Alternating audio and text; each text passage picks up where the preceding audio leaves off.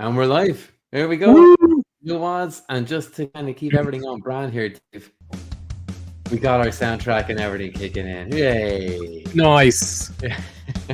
So, how have you been? God bless that AI drummer. I'm good, man. Yeah, I'm good. It's great to be back New home. on the telly or whatever the hell this is. Yeah, I guess it kind of is telly, right? Mm. This is like the end of television, I guess. The apocalypse of television. YouTube. They've got TV on the internet now, man. It's mad. Yeah, absolutely. It's got Yeah, us. Yeah.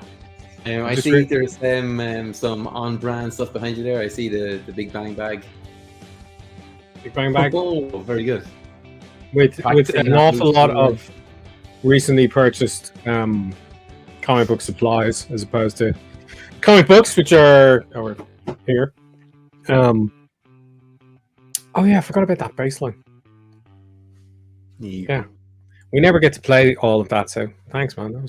Yeah, no That was worries. There we go. We can play it as often as we want now. Like, Well, I think that's enough for there's anyone. other little licks in there too for any kind of segments or cutaways we need.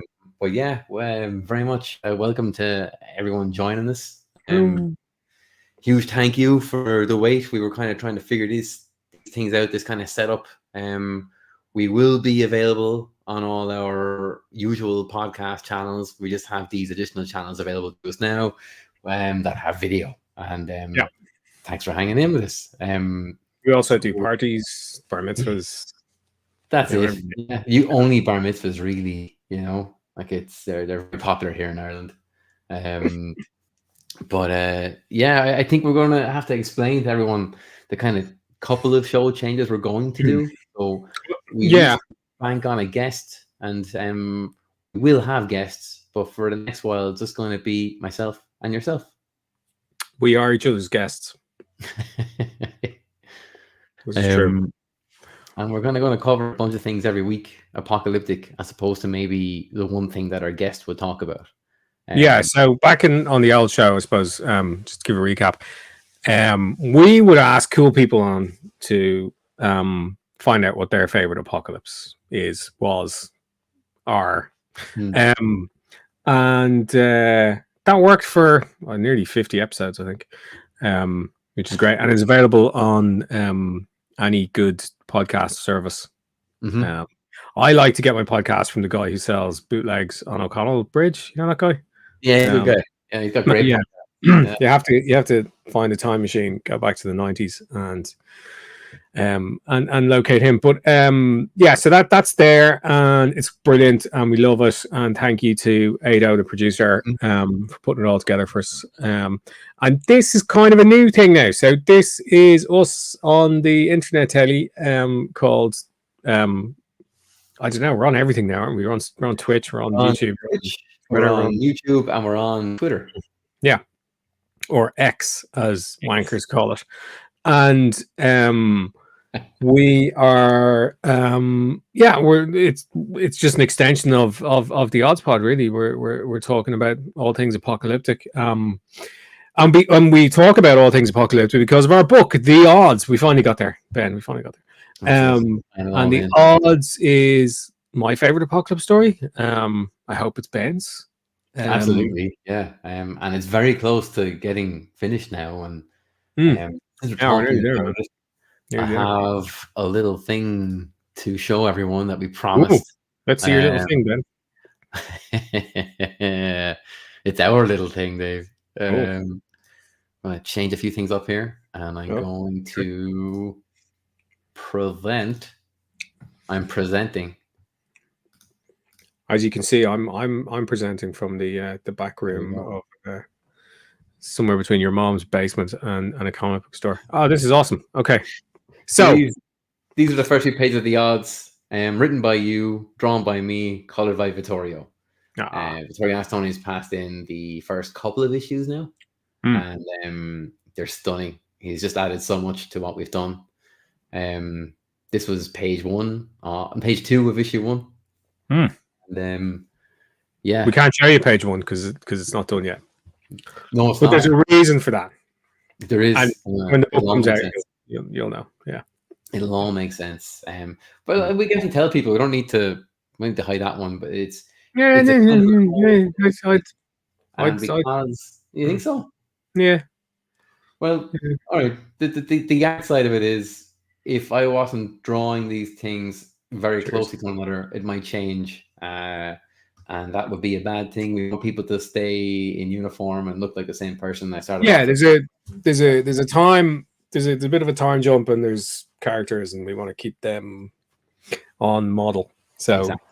so Yeah, Ben's going to do all of the first pages for each issue last. exactly. I think that's as much as we can say. Yeah. And here's some of our first few pages, all done looking. World exclusive. I love how Vittorio painted the grass. That's unreal, man. I can't get enough of it. I think he just nailed it every step of the way. It's just gorgeous. And the way he changes the color palettes between timelines as well is just he's very much establishing the brand with us as opposed to jumping in and just coloring something. Yeah. Yeah. I mean, you look good too there. You know, you've done a decent job. Thanks. But Vittorio elevates it. He does. Yeah. I think he makes me look 10 times the artist I am. And you both make me look a million times the writer I am. So yeah. We definitely make you look like a better artist. You know, we're trying to match your writer skills, but yeah, I think we have like the art team. I think we're really knocking it out of the park here. Oh man, brilliant. I think he just makes me look way better than I actually am. His little fade there, where I have a blue panel in the middle. I think that's gorgeous. Really clever. And here's some of our best and some of our worst. There's some scary characters in here with some medieval torture devices. Threatening our lead Finn here, who's after being splashed out of a pretty hard day into an even worse day. Yeah, I mean medieval / agricultural. You know. Yeah, true. Everything has a use on the farm. And their farm is particularly torturous, I guess, isn't it? It's well, I think, you know, consider yourself a pig. So, you know, if you're a pig on a farm, farms aren't good places, you know? No.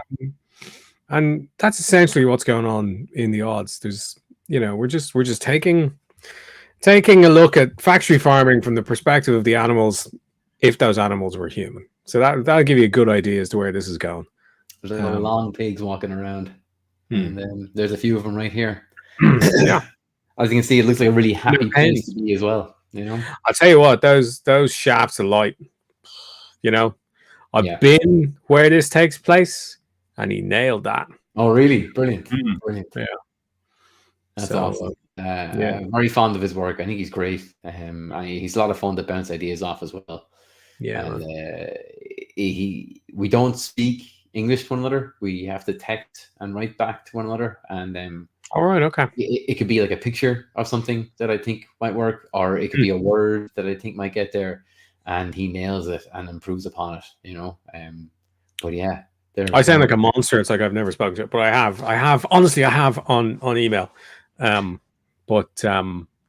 he seems like a very nice boy. He is. He's really nice. He's really professional. You know, can't say enough about him. He's super. Yeah. He's really more good. professional than me, because I owe him an email. But no, he's an absolute legend. Yeah. So do I. Actually, I must send him the pages to the third issue that he's ready to move on to.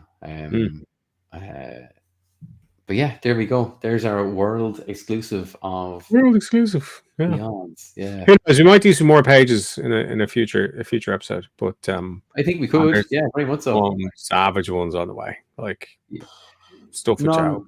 I was looking at some stuff to show like last week, and your writing is so tight. You're not really wasting much. There's not a page, centimeter to page. It's not bringing the story forward in some way. It's hard to find the page. Yeah. But yeah, here we go. I think these are all pretty safe and just kind of setting up everything. As the first issue tends to try to do, and I think if we set it up here as well, it's only kind of helping us get into things a bit quicker. I do dig that look in his eyes there. Yeah, Finn. That's Finn, our main character. Everybody get used to him. Yeah, that's nicely done, Ben. Thanks. Thanks. There's an I remember you look in that eye there. There's a what? There's a bit of an I remember you look there, you know. Good stuff. Yeah, that's the plan, all right. I think at this stage I was very much referencing like Sam Rockwell for his expressions as well. Like mentioned him. I see a little Gosling in there as well. You know, there's a bit of Gosling. He's looking hot there, you know. And then now the instruction to Ben was what if Mark Maron saved the world? So now we're talking about Ryan Gosling and Sam Rockwell. So Mark Maron, yeah, you know how they're basically all the same person. Yeah.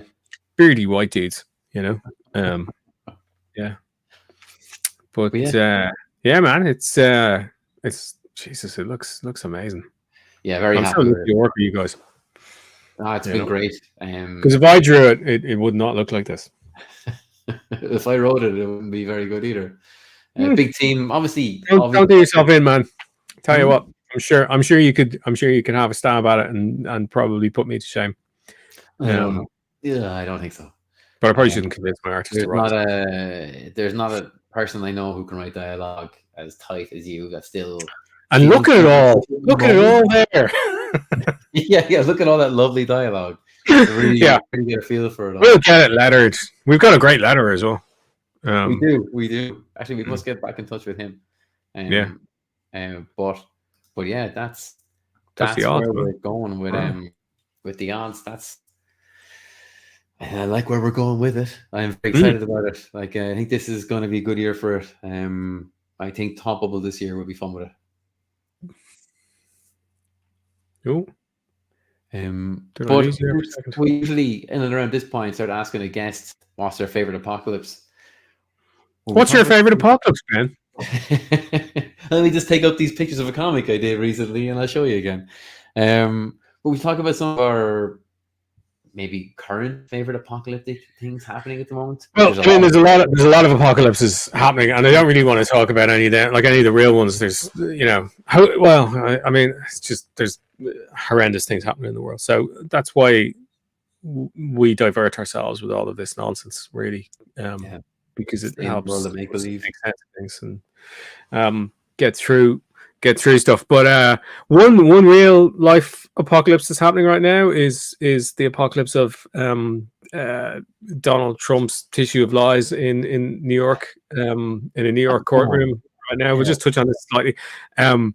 And just my favorite detail of the last couple of days of coverage has been that he's finding it very, very hard to sit still. And appears to be farting quite a bit. That's according to MSNBC. Yeah, his lawyers are having a bit of trouble with the breaking of wind in or around the defendant's seat. So stay on brand. It's good to see that he's really bricking it in court. Like. I don't think he's remotely breaking it. I think that's just how his system runs. I think that's all day long. Just walking around. When he ends up in the Oval Office, he'll just be stinking the place out. Do you think he can get a bit of a tune out of it like that? You think he can kind of get a melody going? Yeah, I don't know, man. Anyway. Good for them, though, the farts, because they are free of them. So, that's something something to be proud of. But other stuff that's going on, other stuff in the world of popular culture, as I believe it's called, low art, as we call it in my house.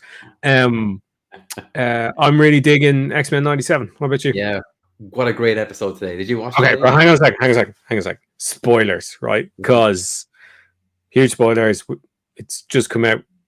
We've just watched it. Yeah. It's just awesome. Yeah. So, what did you think? Well, I thought they built the Marvel universe in the space of 2 scenes, So up until now it's been mutants, X-Men, mutants, X-Men, mutants, X-Men. And then there's an attack on a government military installation thing, which was really weird, right? Because Rogue attacks, right? I'm watching it with my son, and he's 16, and he can't shut up during an episode of anything. He has to comment because he's 16 and he has to comment on things, and that's what 16-year-olds do. And he's quite funny and erudite, but it's fucking annoying sometimes, right? But for X-Men 97, I'm the one who talks. He just watches. He's glued to it, Well, that's cool. And we're watching Rogue attacking this military installation, and this general dude shows up and goes, This is a secret government military installation, and it's like, why would you announce that? What? Anyway, so it was a weird line. It was a really weird line. But I suppose from a story perspective, they probably had to do that. Anyway, inside the installation, there's a general dude. He's like, we'll be fine. This place was built to hold a Hulk, Yeah. And it's like, a Hulk. Okay, right. We're in the Marvel Universe. Brilliant. We knew we were in the Marvel Universe, but we're in the wider Marvel Universe, which is great. It's always nice when you see them crossing over, Yeah. My friend and that's cool. Yeah. Rogue makes shy of it anyway. But then her sins come back on her because, the Sentinel of Liberty himself shows up and he's announced with that kind of metallic fling of his shield heading towards Rogue, and I was like, and son number one turns around and goes, I bet you're loving this. I bet you. He was, yeah. Who isn't loving that? When he showed up, it was brilliant. So cool, man. And I quite enjoyed the banter between the two of them, and I loved how Rogue takes the shield, and like, I'm taking my ball and going home. Yeah, just like fetch Fido, Yeah. It's like, yeah, and they do that thing in cartoons, which is real old school. Hang on, let me use some special effects here. It's mad old school, but they do that thing where they zoom in right on the character, and he just goes, He just does that eye narrowing thing after she throws his shield off. It's like, and then it's the next shot. So yeah, so that was awesome. I loved it. He had to go. I wanted to see him walk all the way over and pick it up again. That was. I think that's like well into the mountains. Yeah, yeah. He's still. Yeah, and then later on, there's a scene where she finally kind of chills, and she she gets found by the X-Men, and she's hugging Nightcrawler, and she's crying, and she's all upset. And Liam goes, in Nightcrawler's voice, Captain America wants you to go get his shield back. Nice. Yeah, awesome. But yeah, I'm absolutely loving it, man. It's just like it's hitting all the right notes. It's far it's far better than the original. Story wise, yeah, I think so. It's only adding to the canon. It's not undoing anything, which is difficult. I felt like the older part of the seasons of the previous season, it got very convoluted with all the time travel stuff and difficult to manage. But they're making a fair game of it here. It's brilliant. It's so enjoyable, and I'd love to see Rogue go rogue more often. It just wow. Yeah. Let's go back to her roots when she was ripping off banks and stuff, But it hasn't, like, there's been slow parts, like, and then they speed through stuff, like, the life death. So I know it was only 2 issues back in the day, but a comic book compresses time, so you feel as if days and days and days have passed, and Forge could ostensibly fall in love with Storm in the time that they've spent together. In X-Men 97, it was just like, oh, you're Storm, yeah, I'm Forge, I love you, and they did that, and then they did it with Madeline as well, with the end of that particular episode where the clone was revealed, and she slings her hook, and on the way out the door she goes, by the way, you can call me Madeline Pryor, and it was like so random. It was just like, but apparently not so random.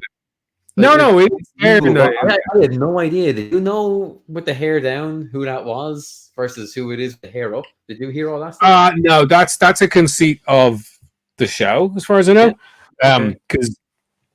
But like because they've mixed a lot of, like, so that plot line was what, like 1979, 1980, and then that iteration of Jean with the masky type thing around her head. Like that's 1991 X-Men #1. That was that suit, you know. So there was never a hair up, hair down thing in the comics. You know, that wasn't a clue in the comics. But in the show, yeah. I mean, because they like, I love the way they do that, and they're not pointing to it or anything, and they just, you know, the next week's credits, Jean's hair's down in the opening credit. Like those touches are amazing, you know. Absolutely so fun. I'm like, I mean, it's not like it's a theme. I think we said this even last week, but it's the X-Men theme song. Like, I mean, there's no skip intro when you see the X-Men theme song come on the telly, but it's better this time. Yeah. It's so like time round to what are we going to, you know? Yeah. And and Nilly Brosh redoing the guitar stuff is just like insane. I'm loving it. It's amazing. Yeah, it's very good, and it's still like hitting all the right beats. I think with modern folks, like, you know, like that one. I'm more than happy with the Marvel Animated Universe. Yeah, and never seeing another MCU thing ever again. Yeah, if the king standard of it up this high, why would you? Have you seen the Wolverine Deadpool Wolverine trailer? I saw the trailer, and because it's one of those few films I would watch a trailer of, because like I'm going to watch this anyway, and it's going to be kind of fun. It's not going to be a big kind of like a Dune experience where I'm going to have to hide away from stuff, so it's not spoiling me when I go sit down to see it in the cinema. This is something I think I can just watch and enjoy. But there's so much in that last trailer of what mutants are going to be in it. We got to see Wolverine in a costume closer to the comic books with no sleeves. Maybe it's a couple of Wolverines we're seeing, and maybe it's not all the same guy. I get the feeling that there's a bit of a hunt for the correct Wolverine. It's a bit of a Wolverine-verse. I think so. And that looks like a lot of fun too.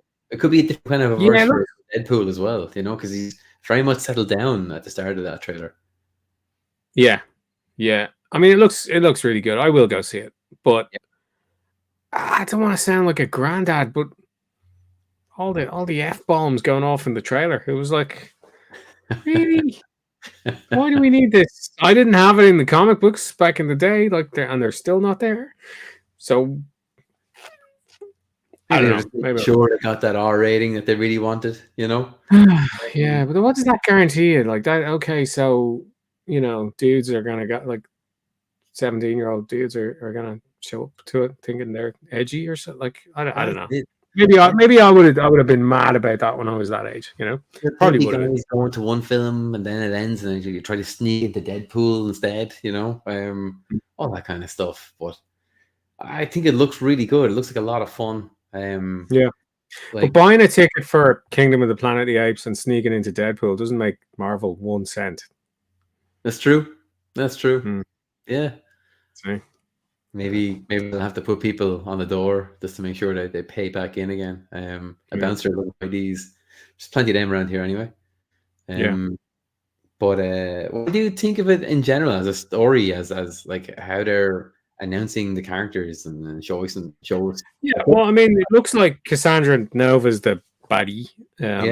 She was a brilliant villain back in the day, post Onslaught, and you know, to have Charles Xavier's parasitic twin, you know, manifest itself and take control of everything, you know, X back then was really clever. And the best X-Men stories are the ones that are slow burners, or the ones that are done in such a way that they can point to episodes in the past or issues or plot lines from the past and go, that was actually me, you know, all this time I was pulling the strings, you know. And it's just a great way of explaining away stuff, and it looks like it's going to be a great laugh as well. I mean, the gag in the trailer, which has been put everywhere, you know, the Liefeld feet gag. Yeah, that's some good gagging right there. I didn't cop that the first time around. I just saw Rob Liefeld, or his name Liefeld, isn't it? I figured, that's yeah, a nice little thing where they keep putting these stores like just creators in the background somewhere. But it says Love's Feet or something on the sign. Is that right? Yeah, it's just feet. Liefeld's just feet. Just feet. Which could, that could be a clue as well. That could be that they're in a bit of an upside down. Because Liefeld, the gag is he can't draw feet. He can. I've seen them. He just try to hide them quite a lot. Yeah, he hides them a lot because it's handier. And maybe in that world, all Liefeld does is draw feet. Maybe the favorite thing to do. Yeah, he's just blocking out everything else. Yeah, he's just on, whatever that website is where you can, look up feet, and he's just like drawing feet. Yeah, he just loves drawing feet. Yeah, the foot Liefeld. Yeah, he's very rare. Yeah. But I did like the little nods to the old man Logan as well, like with the giant Ant-Man mask that they come out. Yeah. And again, the same time I caught on to the Liefeld Just Feet thing, where you actually see his teeth behind that mask. So there's clearly a big skeleton in that suit somewhere, Yeah, there's a big dead giant man. Yeah, in there. Yeah. They must be getting into a lot of the old man Logan stuff with a little bit of Mad Max in there as well. That little kind of it'd be interesting to see if the Hulks are in it, because they were great characters in Old Man Logan. Terrifying. Terrifying, yeah, that'd be great. Maybe Hawkeye shows up. That'd be good. I'd be up for that. He was a brilliant person. Like I do really like Old Man Logan from a conceptual standpoint more than anything else. I just think all the concepts, and you can hear Mark when like he would get so excited about these kind of concepts, more than anything else. I go, and you know what else? And you know what else? And you know what else? And you're like, okay, you're up against the wall at by the end of it. And yeah, I can see like the appeal of those concepts just kind of, will carry through to any kind of media, because they like the pitch was for that was like Unforgiven with Wolverine, Was that actually the pitch? Yeah. And then certainly when I was talking to him back in the day, and it was how do we build on that? So if you're going to do it, you got to push it into the future because he's got to be old, and then you get to he's got to do one more thing. He's got a family, loses a family, all that stuff. It's it's a bit of a like it was a story trope ever before Unforgiven as well, but like it's there, and it's a thing that kind of old hero, old gunslinger coming back. You've got it with The Last Ronin now with the Turtles, and it's a huge hit. You got it in Fallout now. Yeah, but like Dark Knight Returns, like it's that, and it's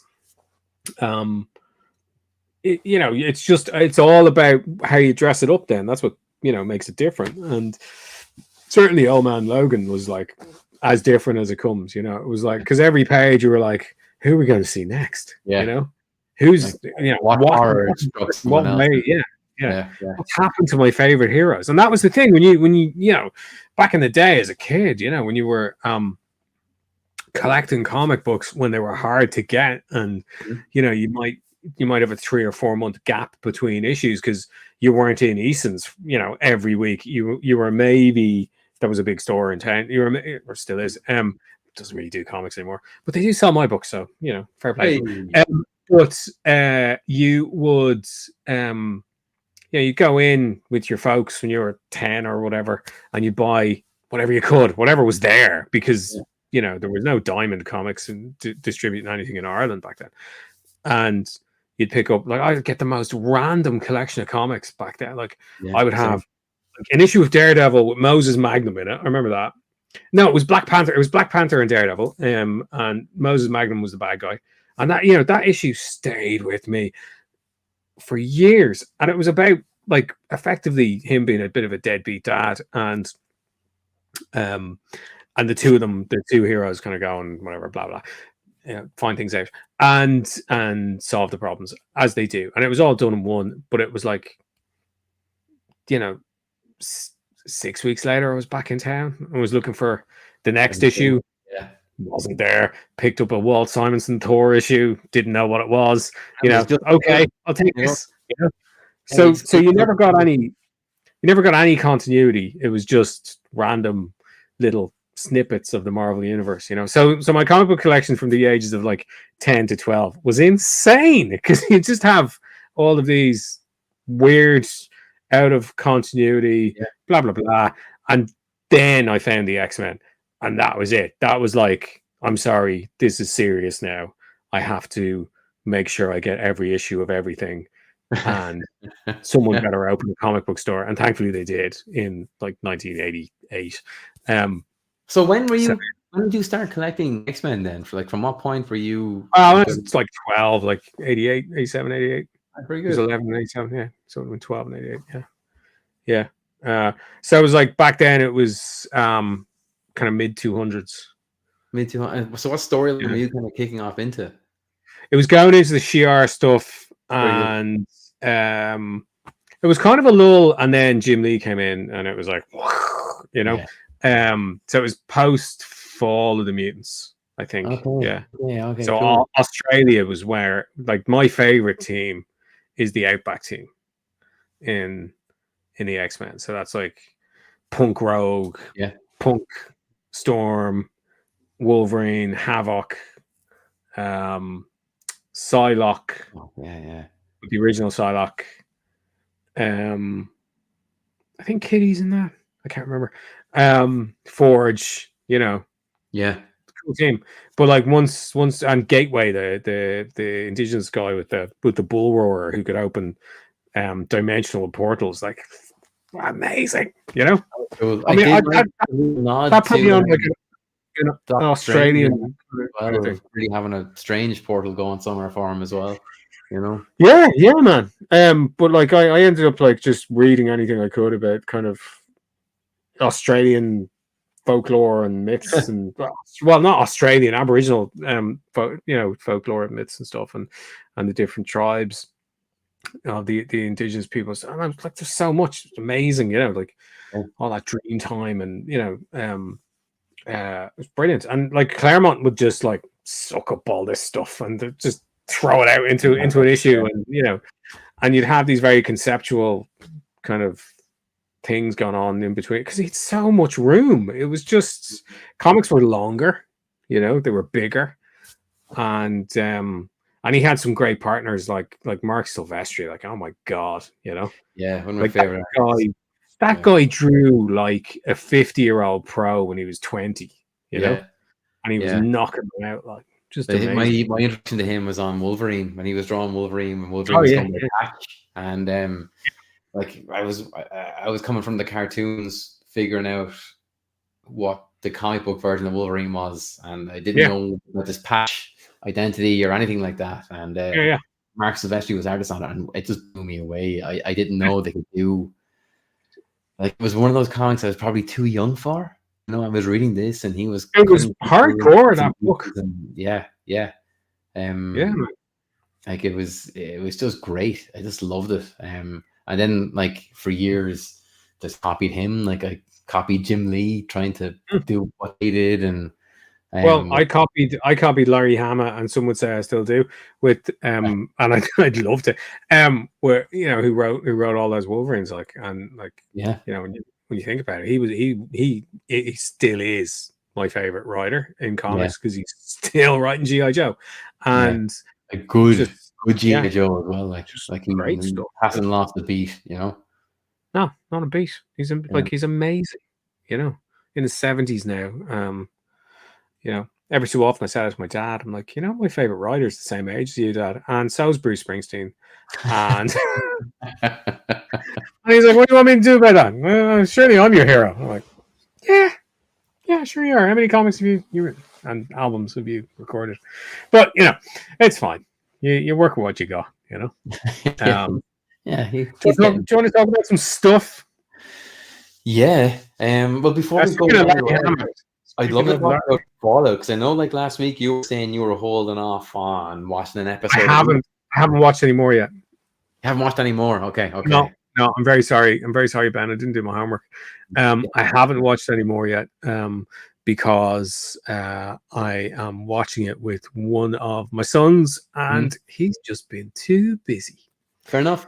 With his life being busy and cool, and actually he really likes to sleep. So he doesn't like staying up late, which is great. I've got a 16-year-old kid who doesn't like to stay up late. I have a 14-year-old kid who loves to stay up late, but the 16-year-old doesn't really. So does he get up early though? Yeah. He's up at like 6:30 every morning. Yeah. But you don't have to be up at 6:30. He can get up at 6:30. I'm up at 6. Oh, yeah. 6. Yeah. He's up at 6:30. Yeah, because I'm in the office at 8, so it's great. Oh, that's not so bad. It gets good. It gets really good. I broke my word. I went ahead. Have you watched it all? No, not all of it. I haven't had the time. Like your son, I like sleep, and my youngest daughter refuses to let me have it. So I keep that's fun. Falling asleep. We should probably point out that your youngest daughter is a lot younger than my youngest child. She's like nearly 10 months now, and is just absolutely refusing to play ball with regards to bedtime since January. So everyone here is very tired, and nice. So that's not a light in your face. That's just the color of your skin now. Yeah, and just pale now. Faint any minute. If I do no blood sugar as opposed to low blood sugar, just nothing. This is it. I'm running on nothing. Just fumes and fumes and hope and a lot of tears. The tears aren't even salty anymore, or at least I can't tell. I can't taste.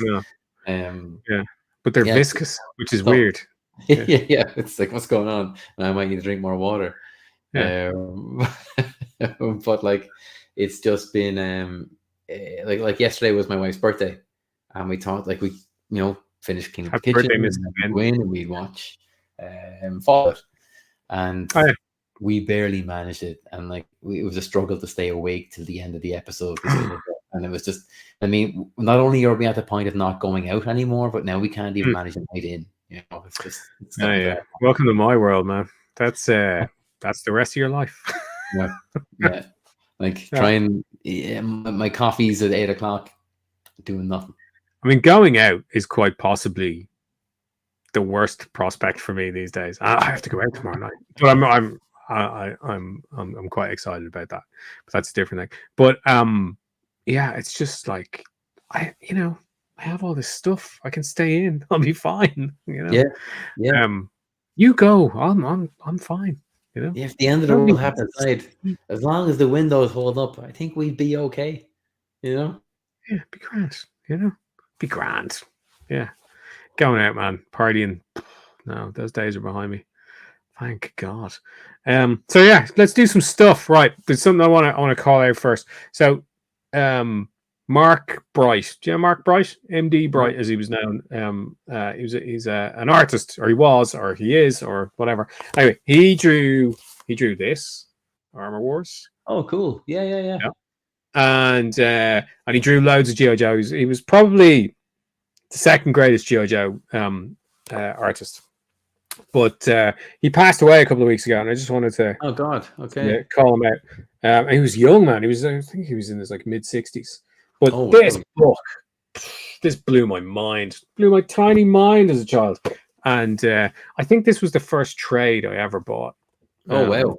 Yeah, Armor Wars. Because back then, you could not buy issues in continuity, because they get rando ones here, there, and everywhere. So this was like a huge big book full of Iron Man comics. Yes, I will buy that.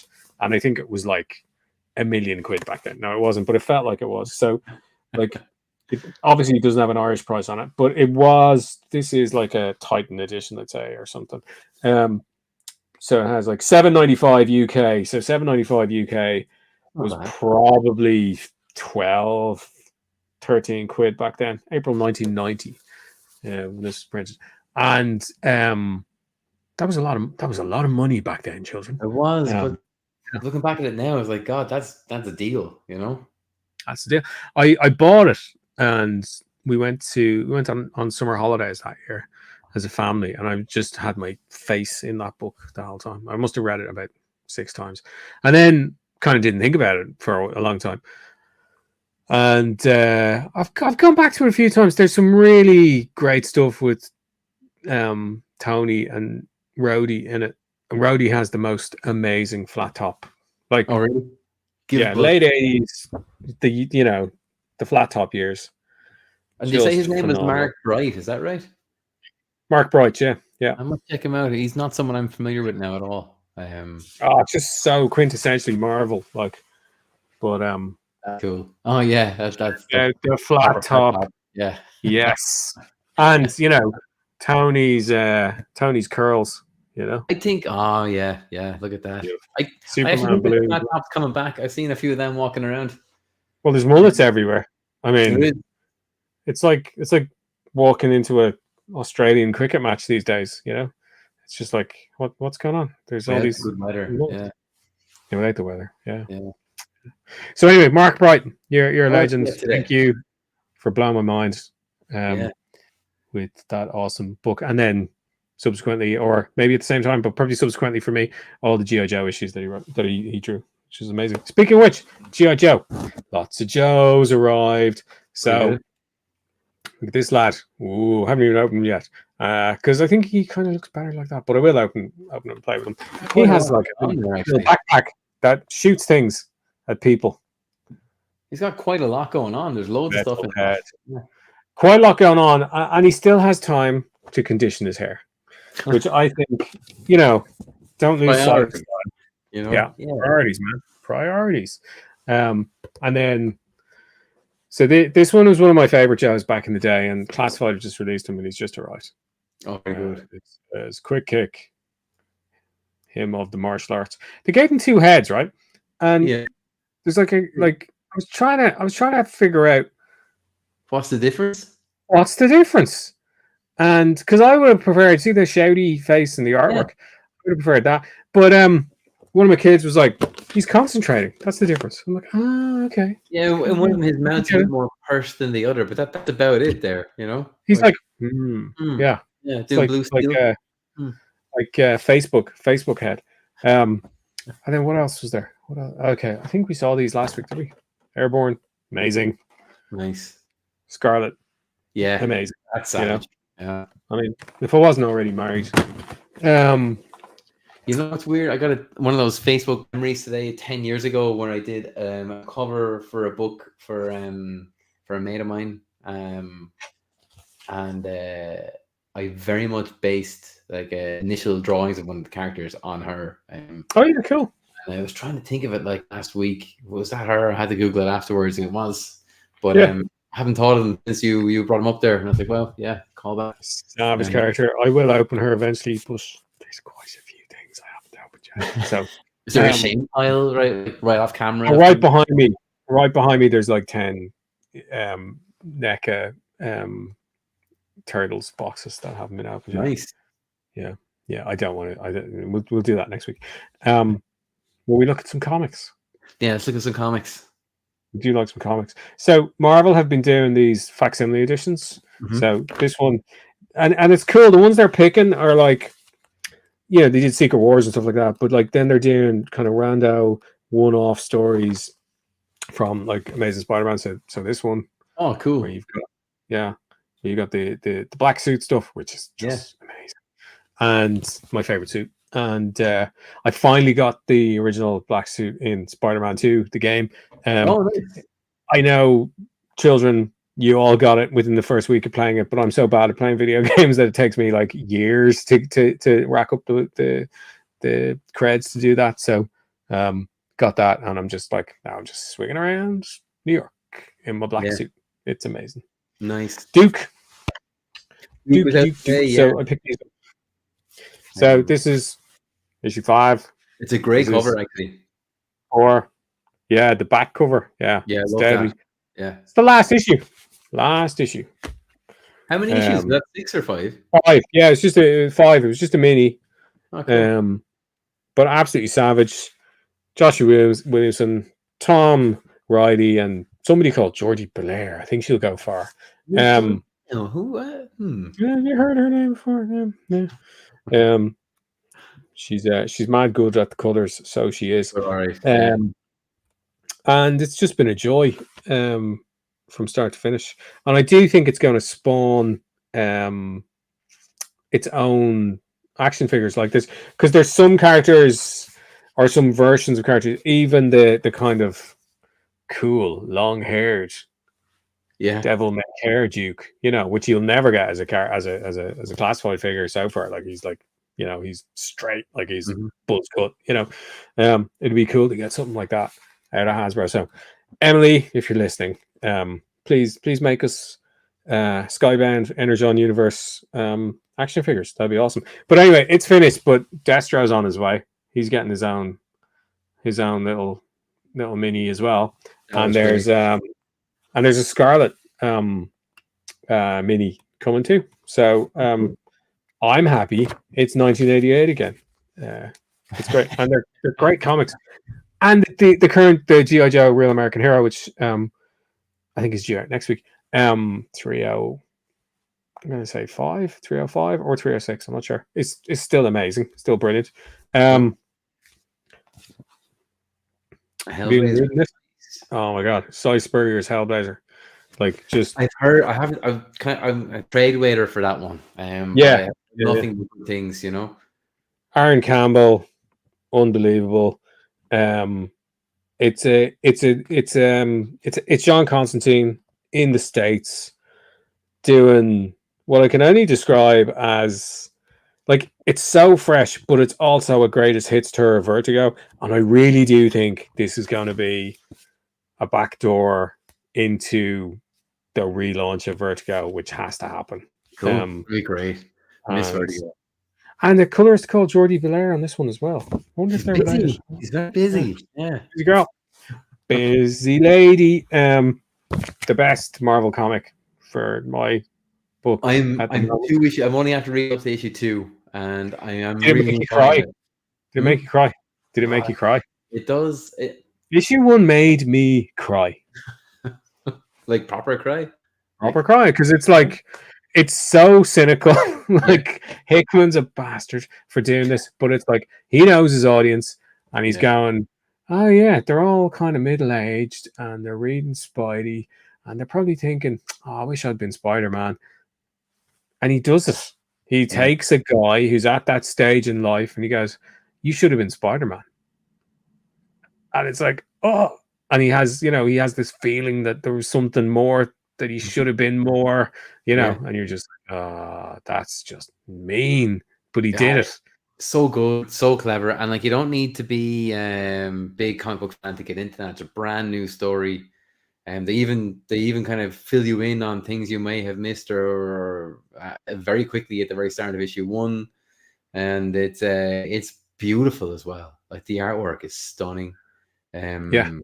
They're getting a lot right with that. That's probably my favorite thing going at the moment. I think I read the first 2 digitally, and then I said I'd hang on and buy mine in the Big Bang. Who I actually have to pay for my stuff today. I only have like an issue of Spidey, I think, in today. But it'll arrive maybe tomorrow or day after or something. They're generally very quick. Big Bang Comics and Drum, recommend the hell out of them. They're brilliant. On the interwebs, bigbangcomics.ie.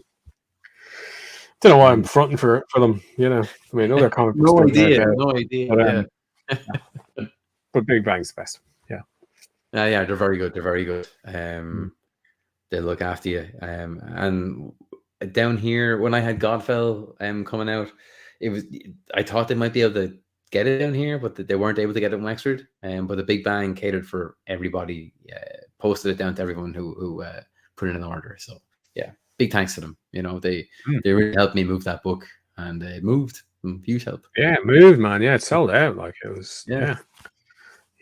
Great book though as well. Yeah, I mean, it deserves every ounce of success. Few things going on in Vault at the moment. I saw that. With Post Malone today. I think I had a proper chance to read it. I saw a headline, but are they doing a book with him?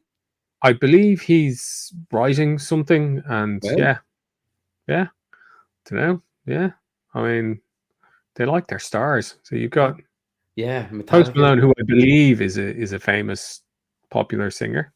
Yeah. He's Um, pretty good. He's pretty good. I'll tell you how bad I am. The only time I think I've ever heard him is when he did this acoustic cover of "Them Bones" by Alice in Oh, Chains, yeah. which was Yeah. lovely. Solid.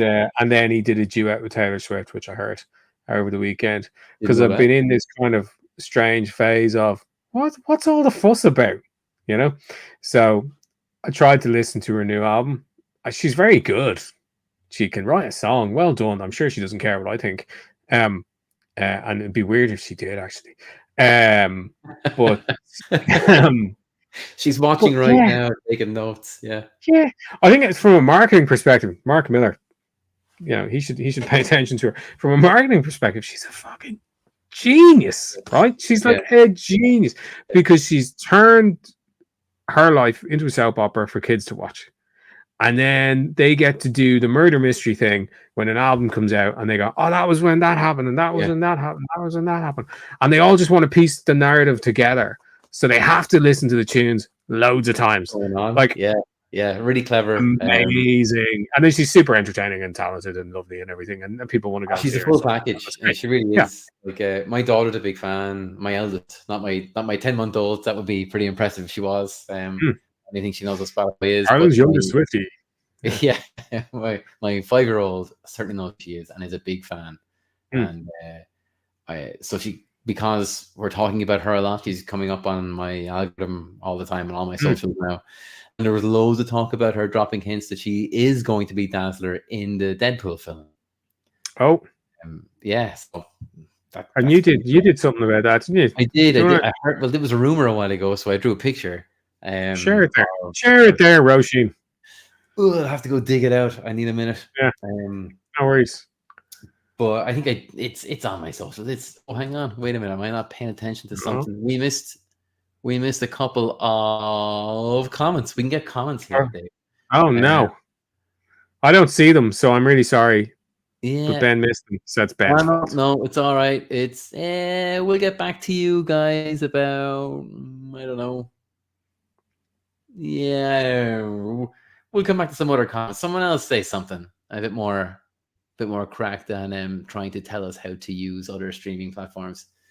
But yeah, I'll put that picture back on my social again when I can hunt it down on this. It's on my phone. I can't dig it out on the computer, but I heard a rumor and I thought that'd be an ingenious idea to get her into the film. Now, like she very much is. She's talked about looking like Dazzler in a certain light or something was one of the lyrics, one of the songs. And I thought it was funny waking up on Monday, seeing how everyone's really broken down.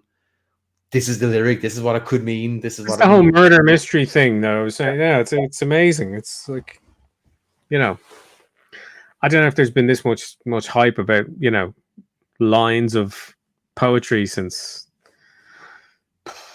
I don't know. Maybe when Dylan tried to write a poetry book, maybe that was the last one. Yeah. Personally, I'm all about. I watched the 2-hour documentary on the Pet Shop Boys last weekend. How was that? Phenomenal. On Disney Plus? Legends. No, it was on the BBC. It was Imagine. They did a piece on it. And just phenomenal. That they're so accomplished, such great writers, great producers, and nobody really knows anything about them. I mean, you think Daft Punk kept it tight? Like, these guys, no one knows a thing about their personal lives, and they're just like, yeah, that's the way we want it. Good luck, That's amazing. Cool. Yeah, that's the way to have it. Have all that kind of acknowledgement towards how good you are at something instead of just being a study for celebrity's sake. They'll comment on the important stuff, but after that, like, they're gone. That's cool. Which is pretty cool. But yeah, fair play to Taylor Swift. More comics. So that's Ultimate Spider-Man. That's gone. Superior Spider-Man for those of us who. Oh, nice. That's a couple of issues in now. Is it only 2, 3? We're on like 6 now. Yeah. Oh, get out of here! I've fallen way behind on that. Yeah. Because it's leading into Blood Hunt, I think, as well, isn't it? Or is there a time? It is. I think everything is leading into Blood Hunt. or involved in blood hunts. But Oh, I love that idea of Doc Ock and stuff. And then there's a nice in memoriam for Paul Neary, who passed away recently. Nice. That's really nice. Yeah, it's nice. I like the way Marvel are doing that now. It's good because they haven't had to, and now everyone's popping off. Because it's the age. Then we've got the continuation of the Shrouded College stuff that will. Is that good? Actually, I haven't been reading that. Yeah. So Raphael Albuquerque and Charles Soler. Charles is writing them all, and this is kind of a vampire vibe, and there's just mad stuff going on. There's like we're off in space, and yeah, it's crazy. Yeah. But it's fun. It's a lot of fun. Yeah. On a note of vampire stuff, did you hear about that film Abigail that came out last week? Oh yeah. So written by an Irish guy. Yeah, she's from around here. The young one. Get out of here! She's from these parts. Yeah. So my long suffering missus went to school with her mom. I think. That's cool. From the same neck of the woods and stuff. Yeah. But yeah, she's doing more of her. She's doing very well between the. She's really huge. Yeah. And she seems really cool. But yeah, I had no idea who she was, what she was doing.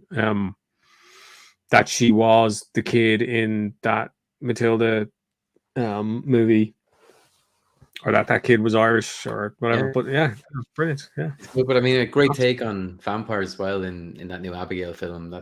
It looks good. Really good. I do like a child vampire. Like they did it in. It was the best thing about Interview the Vampire. Yeah. With Kirsten Dunst, was it? Kirsten Dunst, yeah. As a young child. Yeah. Got children of her own now. My God, how time flies, kiddos. Yeah. Anything else? Did you pick up anything else? No, I did, but I don't know where it is. I picked up Alex's Detective. Very good. He had his first issue of Detective this week, but we might do that next week because there's a big, huge pile of stuff there. Actually, yeah, we're hitting the hour, so we better start our End of the World. And Amazing Spider-Man, which I'm buying out of duty, but I haven't read it yet. That's the one. That's what I'm waiting on. That's the only one I got this week. That was my one thing. Haven't read it. We haven't read the last 20 issues because I was just like, okay. Probably in and around the ballpark as well. I love you, Nick. I have to get it. If we'll get through this on anything, I want it. Yeah, he's not on this one. It is. This is the cover, though. I think, isn't it? Isn't it? Todd Knock is in it. Yeah. Todd Knock, who is like the world's most reliable Marvel artist. Like he's just, if you need a job done, he's going to do it. And he does. His work is at such a high standard for someone who's as quick as he is as well. Did he color it as well by chance? Be weird if he did. No, Sonia Obak is the guest color artist. No offense, Sonia. This is the first time I think I've seen your name in print, but I'm sure you're really great, and she looks great. Cool. But yeah, Todd's a legend. Yeah, he's very good. Very good. Household name. And I'm a really, really nice guy. And speaking of John Romita Jr., though, no spoiler for next issue. Look at them vamps. There's nothing he can't do that's not immediately impressive. He did a picture for, I think, an Italian Comic-Con he's going to be at, and it's another version of his Spider-Man in the rain. Yeah. Amazing. Yeah. He just looks draw people vulnerable. Vulnerable but strong. Like no one does it like him. Like the way the water is just pouring off his shoulder and running down his arms. It's just so good. It's so cool. Legend. Yeah. Absolute legend. Yeah. No, man. That's about all the my new Comic Book Day swag isn't as impressive as yours. Sorry, man, but like I live like around the corner from the shop, so it's a bit handier. Yeah, it's a bit handier. You're a little bit of a longer walk. It's a bit of a walk. Yeah, Wexford. Still be walking home if I got there earlier on. It's a journey. But it will be a journey we're going to. It is. I mean, they've been so good. They've been so good to me. They've kept up everything with me since I moved down. Problem, Yeah. Yeah. So what are we going to do with this thing then? So I think we're gonna have guests. Yeah, I think we will get on guests, and I think we will introduce maybe just maybe more of a video thing. Maybe I'm just thinking now. You're saying this like we don't know. We have been preparing. Yeah. I can have more images of things, like so videos maybe that we're talking about the show here as well. Just instead of just being did you see, what do you think? Maybe we can play it here via the stream as well. So long as YouTube is doing so. What are you drawing in your stream next? I am drawing Into the Spider-Verse characters of Miles and Gwen, and having a little swing through Manhattan, like what you're doing in the game. And that was it. So I was kind to myself on the background. It's mostly a blank sky. So not loads of buildings. Yeah. They're squeezed into the corner, but it's Gothic cathedral. So like the buildings have to be upside down. Yeah. Some early 60s brutalist, and it's just a silhouette of buildings. No, it's a little taste of a couple of things you might recognize around Manhattan, especially for playing the game. I think I managed to get a screenshot of Manhattan through Google Street View or something. I kind of do that when I need to. But yeah, I think so I'm doing that next on my Twitter, my Twitch, and my YouTube channel, and I think we'll confirm days we keep up the odds Podcalypse stream. I don't know if it's to a Wednesday. We're going to figure that one out. But we'll have everything up on our socials. We're going to stick to this for the next while, and you'll hear a lot more from us, and we'll have a lot more in the shows as well. Promise. We swear. It might not. It won't just be my toy collection. That wouldn't be a bad show. But yeah, I think I'll call it that. Yeah. I will play it out with your fantastic song. Ooh, some music. And then we will catch up next week. And stay tuned to our social to find out what days and what time. I'll see you there at the end of the world. All right. It's Starman. See you, everybody. Bye.